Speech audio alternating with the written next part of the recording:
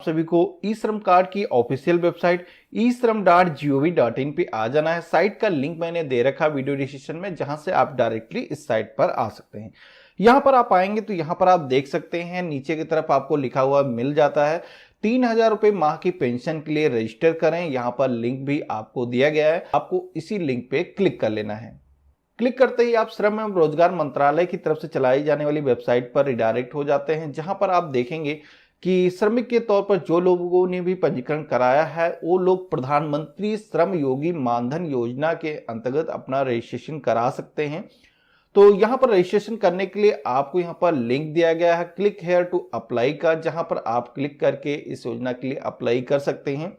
तो अप्लाई कैसे करना है ये बताने से पहले मैं इस योजना की कुछ खास डिटेल को डिस्कस कर लेता हूं कि योजना क्या है, कैसे आपको लाभ मिलने वाला है।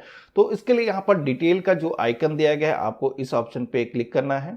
तो यहाँ पर आप देखेंगे प्रधानमंत्री श्रम योगी मानधन योजना, ये योजना भी गवर्नमेंट अनऑर्गेनाइज सेक्टर के लिए वर्कर्स के लिए लेकर के आई है, जिसमें कि जितने भी लोग अनऑर्गेनाइज सेक्टर में काम करते हैं, चाहे वो किराने की शॉप वाला हो, चाय वाला हो, स्ट्रीट वेंडर हो, ऑटो वाला, प्लम्बर, ड्राइवर, इसके अलावा आंगनवाड़ी वर्कर और बिल्डिंग कंस्ट्रक्शन में लगे हुए लोग इस योजना के अंतर्गत अप्लाई कर सकते हैं। यानी कि जितने भी लोग ई श्रम कार्ड योजना के अंतर्गत अपना श्रम कार्ड बना सकते हैं वो सारे लोग यहाँ पर भी अपना रजिस्ट्रेशन करा सकते हैं। लेकिन यहाँ पर रजिस्ट्रेशन कराने के लिए उनकी जो एज है 18 साल से 40 साल के बीच में होनी चाहिए और उनकी जो इनकम है मैक्सिमम 15,000 रुपए महीने की होनी चाहिए। और आवेदक ने इस पेंशन योजना के अलावा गवर्नमेंट की अदर जो पेंशन योजना है एनपीएस, ईसीआईएस और ईपीएफओ में उसने अपना रजिस्ट्रेशन ना करा रखा हो, ना ही वो टैक्स पेयर होना चाहिए। तो यहाँ पर ये जो योजना है इस योजना के अंतर्गत आपको 3,000 रुपए की गारंटेड पेंशन मिलने वाली है, जिसमें कि आपकी जो एज है वो 60 साल पूरी होने के बाद में आपको 3,000 रुपए की मंथली पेंशन मिलना स्टार्ट हो जाती है, जो कि आपकी जब तक लाइफ रहती है आपको मिलती रहती है। यहाँ पर जो पेंशनर है उसकी जब भी डेथ होती है उसकी डेथ के बाद में यहाँ पर जो पेंशन है उसकी पत्नी को भी मिलना स्टार्ट हो जाती है, जिसमें कि जितना भी आवेदक को पेंशन मिल रही थी उसकी 50% पेंशन उसकी पत्नी को मिलना स्टार्ट हो जाती है। और वहीं जो आवेदक है अगर 60 वर्ष एज पूरी होने से पहले ही वो विकलांग हो जाता है तो यहाँ पर जो आवेदक है उसने जितना भी कंट्रीब्यूशन कर रखा होगा चाहे तो वो उसे वापस ले सकता है, उस पर ब्याज भी उसे मिलेगा। और इसी के साथ में अगर वो पेंशन लेना चाहता है तो पेंशन को वो कंटिन्यू कर सकता है, उसका जो कंट्रीब्यूशन है उसे आगे रेगुलर जमा कर सकता है, जिसमें कि 60 वर्ष एज पूरी होने के बाद में उसे नॉर्मली पेंशन मिलना स्टार्ट हो जाती है। इस योजना का लाभ लेने के लिए आपको और गवर्नमेंट को 50-50% पैसे जमा करने होते हैं। ये जो अमाउंट है कितना आपको जमा करना है ये डिपेंड करता है कि आप किस एज में इस पॉलिसी में इंटर करते हैं। कंट्रीब्यूशन के बारे में अगर आपको जानना हो तो यहाँ पर आपको मंथली कंट्रीब्यूशन की टैब दी गई है, आपको इस ऑप्शन पे क्लिक करना है तो आपके सामने एक पूरा ही चार्ट डिस्प्ले हो जाता है। यहाँ पर आप एंट्री एज के सेक्शन में आप देखेंगे यहाँ पर आपकी एज लिखी हुई है, जिस भी एज में आप इस पॉलिसी में इंटर करेंगे और मैक्सिमम कितने दिनों तक आपको इस पॉलिसी का पैसा जमा करना है यहाँ पर आपको इस रो में बताया गया है। इसी के साथ में आप यहाँ पर देखेंगे कितना कंट्रीब्यूशन आपको करना है और कितना कंट्रीब्यूशन गवर्नमेंट को करना है, इन दोनों सेक्शन में आप देख सकते हैं। और आपकी पॉलिसी में कितना पैसा टोटल जमा होगा यहाँ पर इस सेक्शन में आपको बताया गया है। तो यहाँ पर हम एग्जाम्पल से मानते हैं कि इस पॉलिसी में हम 23 साल की एज में इंटर होते हैं तो यहाँ पर हमें कितना पैसा डिपॉजिट करना होगा ये इसके बारे में बताया गया है।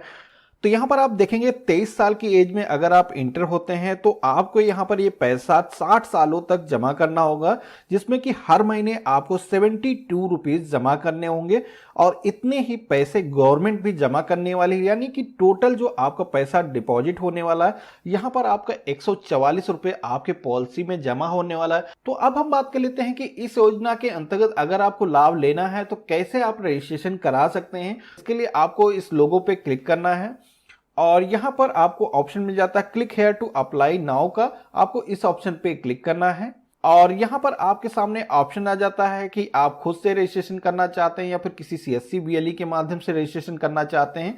तो यहाँ पर हम खुद से ही अपना रजिस्ट्रेशन करना चाहते हैं, इसके लिए हमें सेल्फ रजिस्ट्रेशन के ऑप्शन पे क्लिक कर देना है और यहाँ पर हमें अपना मोबाइल नंबर इंटर कर देना है, देन प्रोसीड के ऑप्शन पे क्लिक करना है और जनरेट ओटीपी के ऑप्शन पे क्लिक कर देना है। अब आपने यहाँ पर जो भी मोबाइल नंबर इंटर किया होगा उस पर एक वन टाइम पासवर्ड सेंड किया जाएगा, जिसको आपको यहाँ पर फिल करके प्रोसीड के ऑप्शन पे क्लिक करना है। प्रोसीड के ऑप्शन पे क्लिक करते ही आपके सामने प्रधानमंत्री श्रम योगी मानधन योजना का एक डैशबोर्ड डिस्प्ले हो जाता है, जहां पर आपको एनरोलमेंट के सेक्शन में आना है और यहां पर प्रधानमंत्री श्रम योगी मानधन योजना इसे आपको सेलेक्ट कर लेना है। और यहाँ पर आपको सब्सक्राइबर आधार नंबर के सेक्शन में आना है। यहाँ पर आपको अपना 12 डिजिट का आधार नंबर इंटर कर देना है। यहाँ पर जो भी बेनिफिशियरी है उसका नेम फिल कर देना है, यहाँ पर मोबाइल नंबर फिल कर देना है और यहाँ पर आपको अपनी ईमेल आईडी फिल कर देना है। और यहाँ पर मेल फीमेल जो भी जेंडर है उसका आपको सिलेक्शन कर लेना है। इसके बाद में स्टेट के सेक्शन में आना है। यहाँ पर आप जिस भी स्टेट से हैं इस लिस्ट में से आपको अपने स्टेट का नाम सेलेक्ट कर लेना है और यहाँ पर आपको अपने डिस्ट्रिक्ट को सेलेक्ट कर लेना है और यहाँ पर आपको अपना पिन कोड फिल कर देना है। इसके बाद में यहाँ पर अगर आप इंडिया से नॉर्थ रीजन से हैं तो आपको यस करना है, अदरवाइज नो के ऑप्शन पे क्लिक करना है और सब कैटेगरी के सेक्शन में आना है। यहाँ पर आप SC, ST, OBC, जनरल जिस भी कास्ट से बिलोंग करते हैं यहाँ पर आपको अपनी कैटेगरी को सेलेक्ट कर लेना है। ऑक्यूपेशन के टैब पे क्लिक करना है तो यहाँ पर कई सारे वर्क डिस्प्ले हो जाते हैं जिसमें आप जिस भी तरीके का काम करते हैं यहाँ पर आपको इस लिस्ट में से अपने वर्क को सेलेक्ट कर लेना है। इसके बाद में आपके सामने कुछ क्वेश्चन आते हैं जहां पर आपसे पूछा जाता है क्या आप NPS या फिर ECS या फिर EPFO में इन्वेस्टमेंट कर रखे हैं, आप इसमें रजिस्टर्ड हैं। तो अगर हैं तो यस करना है, अदरवाइज नो के ऑप्शन पे ही क्लिक करना है। और यहाँ पर आप एक टैक्स पेयर नहीं है तो यहाँ पर भी आपको नो के ऑप्शन पे क्लिक करना है।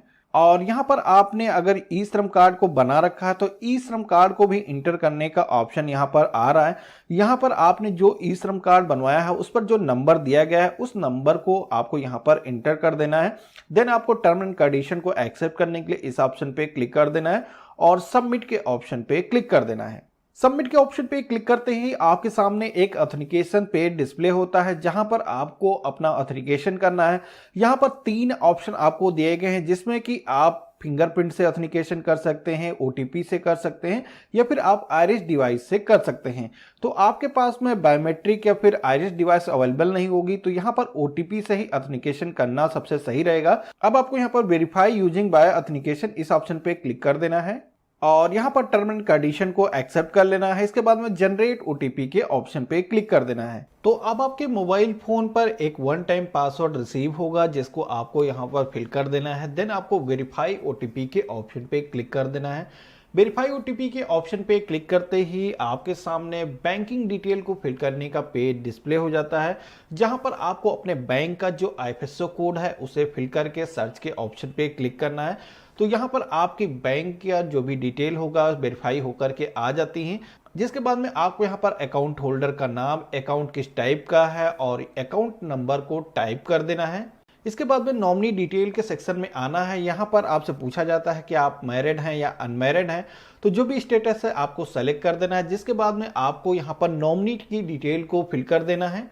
तो फाइनली इतना करते ही आपके पॉलिसी का जो कंट्रीब्यूशन अमाउंट है वो यहाँ पर कैलकुलेट होकर के आ चुका है।